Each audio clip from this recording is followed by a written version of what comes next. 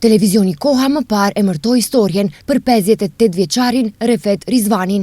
Siç kuptuam atëherë, hallet dhe dertet e kishin detyruar nga varfëria e skajshme të braktisë Gjurgjevishti Negosivarit për t'u transferuar në Tetov. Kam shtëpi, gatun kam shtëpi, pasrujo, pa kur gjo, më dun shtëpia, më dun gatun, më dun, kitë më dun, e ne asu s'kom, as kur gjo s'kom, si më shajfni, babë në kom, në në kom, vla në kom, ta shumë këta të Tetov.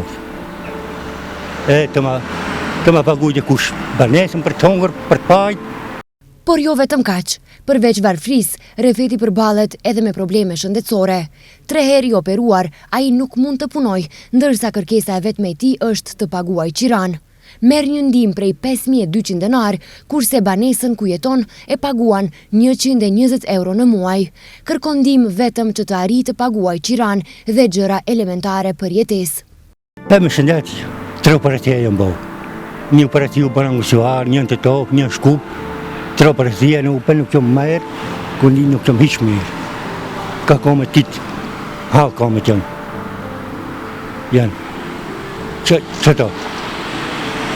Mune kërkoj, si të më ufële më ndaj shamë, të më ndaj një kush të më ndaje, dëni dinar, dëni ato, dëni për të hongër, për pajtë, të më pagujtë kush qiranjë. Për Refetin tashmë që 2 vite, kujdeset Nadi Berisha, një banor i Tetovës, por edhe ai, si pa pun, aq i ka mundësit.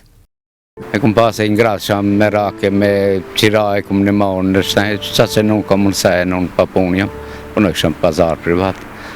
Nëse ka të një zhidit për qiran, sal të afrot, pak të kushti ndimojë, që jo, se për të hangër për asi, ja gjenë qarën vete, dhe i apin dhe kushtë të këtë furnat, i njohën shumë i qashten këta, dhe në për gjama, kështë gjama, dhe lipën pak, e ne për këta Ramazan, këta fitra, dhe nësen të kushtë, familjes teme, që i bë organizoj, unë i apin pak, i ndimojnë pak për veshe, për kësi.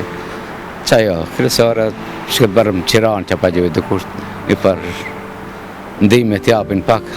Është muaj i shenjtë i Ramazanit, muaj i mëshirës dhe solidaritetit. Janë 10 ditët e fundit të këtij muaji të bekuar, ku çdo vepër e mirë shumë fishohet. Njerëzit e këtij nënqielli në shumë raste kanë dëshmuar humanitetin me vepra dhe nuk kemi dyshim se do të jetë ndryshe.